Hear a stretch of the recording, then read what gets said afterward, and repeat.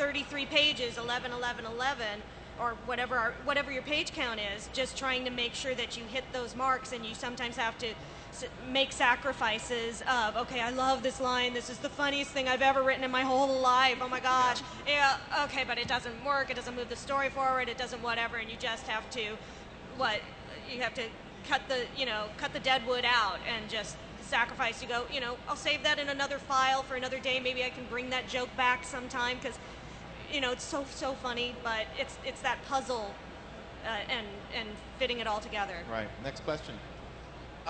You mentioned that your script ideas went through screening. Were there any sort of ideas or bits and pieces that could have been more directly addressed or expanded upon, but were sort of honed down? And could you share any of those with us? There's a few. There were some stories that might have gone in a little bit of a different direction. The first one that pops into mind, and I think it probably turned out for the best, is our original pitch for the episode where Fluttershy takes care of Philomena. I actually really my original pitch for that was a little less funny. I didn't want Philomena to be a troll. I wanted her to be a sincerely sick pet. And I wanted Fluttershy to fall in love with her and have to deal with, the loss of a pet. And I thought it would be really sweet, and I thought that it would be, kids have to deal with that kind of stuff, and I thought it might be a nice, I thought it would be a nice story. Maybe not the funniest story ever. I thought it might be really nice, but I think people thought it was too delicate of an issue, and we had to revise it, and it ended up being funnier. So I think it worked out for the best. But that's an example of one situation. Right on. Next one. Lauren, in your previous panel, you mentioned having a creator's Bible that you use for world building. Could you give us some sort of excerpts from that, or maybe a suggestion for an aspiring writer how to create their own, to sort of create their own world continuity? Well, yeah, that...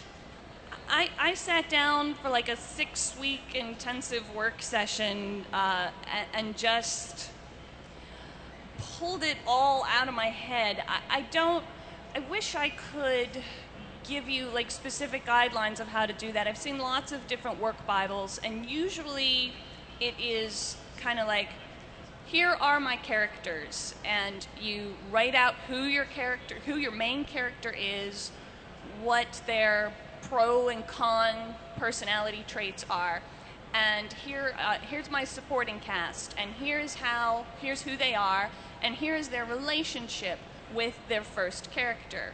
And then for shows like My Little Pony, where we're living in a completely different universe than Earth, and it's not about stories about kids in high school or dealing with their parents, I had to have a whole section on here's the world they live in, here's the way the world works, and here are all the places that we will be seeing in the show. And it's funny because you sit down and you start it, and you have a few of these ideas figured out, but then while you're writing it, you start noticing,